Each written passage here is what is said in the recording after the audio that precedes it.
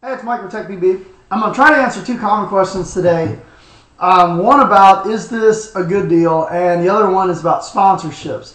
Now, I get, people right before last minute, they need somebody to talk to. I don't mind helping you out, but I'm going to try to give you some of the kind of the logic and thought process that I go through to determine, quote, is this a good deal? Okay. Say, for instance, you're about to buy a paintball gun off of somebody, okay, and a loader, and maybe even a tank, okay? To figure out if it's, quote, a good deal, the first thing you got to do, take a look at the gun itself, find out what model gun it is, and do a little searching around on the internet to see what that gun is selling for. Let's say, for instance, it's a SL66, okay, we'll just throw one out there. Check around on eBay. That's a really good site to figure out what the guns are going for. Check around on other websites if the gun is still for sale. And compare the price that that person is trying to sell you the gun at versus what they're going for new. And there's some things that you can almost like with a car or with anything else like that, there's certain things that if they don't have, you can deduct, basically down from the full price. Okay, say for instance, okay, let's pick another gun out here. Let's pick out, let's say like a DM7. Okay, DM7s, I think they're selling for like somewhere around $1,000. Okay, so you got one guy trying to sell you his DM7 for, for $800, and a DM7 you see brand new online is $1,000. Okay, you start doing the research on it. Okay, the one with $1,000 comes with the box, manual, warranty card, everything's brand new, no scratches in it. Does the gun have scratches in it? Yes, it does. Start lowering the price. Is the gun have all the original parts with the original box and the ASA and the warranty card? Everything original in the box? Nope. Time to lower it down a little bit more. Is there anything broken with the gun? Are the eyes broken? Has it been modded in any way? If the answer yes, lower the price a little bit more. What are some other things? If they did like mix and match parts, which is for a lot of people a huge turn off because that means they've gotten down into the gun, taken apart some electronics and stuff like that.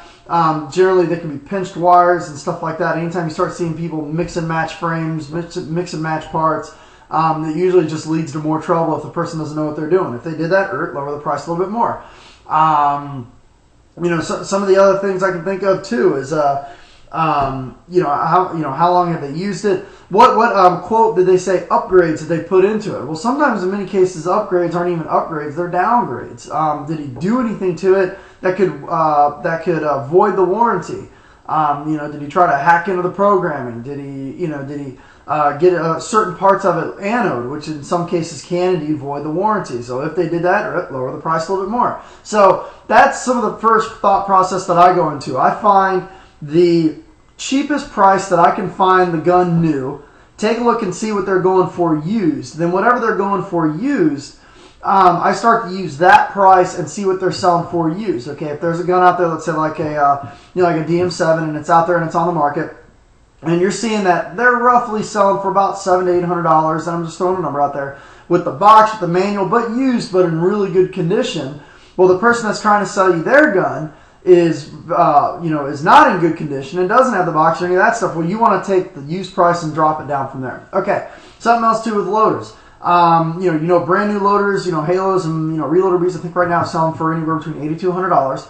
And if somebody's trying to sell you a loader, well, you need to take a look at it. Okay, is the lid, does it have the lid on there? Is the lid broken off? Do they still have the lid? Do they have the lid pin and the lid spring? Any cracks in the shell, cracks in the front, cracks in the battery door, pinched wires, is it missing parts inside? All of this stuff, if you buy it, you're going to have to go out there and buy it. And a $70 loader that you think you're getting $30 off that requires new anti-jam beads, a new drive cone, a new battery door and stuff like that is going to end up costing more than a brand new one. So definitely take that into consideration. Something else with tanks. Find out what kind of tank it is. Crossfire and Custom Products seem to have the highest resale. They got great warranties, great service, but they seem to have the highest resale. With the tank, figure out what the hydro date is. Typically, with most carbon fiber tanks, it's 5 years from the date that's stamped on the bottle, and see how much time you're going to get with it. Okay, if the tank sells for brand new at $165, you're buying it for $140, but in a year and a half you're going to have to send it out and get it hydroed for $25. Well, you may just want to save up that extra 25 bucks and just get something brand new. Now, if you're getting it for like 80 or 90 or 100, well, then you might be onto something, or maybe 110. That's a pretty good deal because, send it out to get it hydroed and serviced, get it back, you're still a couple dollars ahead. So that's the first thing I'll talk about in terms of getting a good deal. And I'll tell you something else. Huge resources out on the internet, free of charge right now. If you have questions about a gun you might be buying, or a board, or you have wonders, you're wondering about, you're buying this type of gun and this type of board, and you don't know if it's a good deal or not, or this, that, and the other. Go to the manufacturer's website and download the product manual and print it out. I know Dye, Bob Long, they all have great manuals on their website for you to download. This is a great resource of information. This is how I go and I research before I go and buy a gun.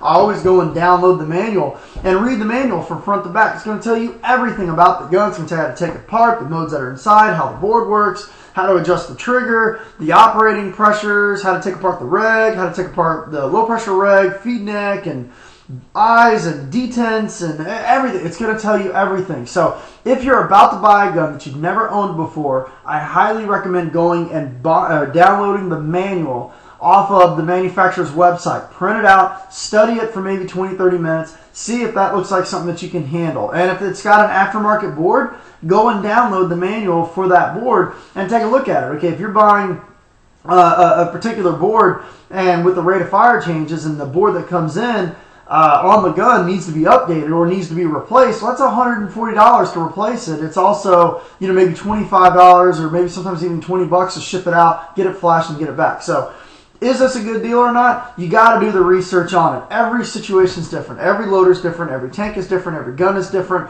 Does it have the stock parts? So you got to start from the top and work your way down. You have to do your own research. Okay, see what they're selling for on eBay. See what they're selling for on the websites.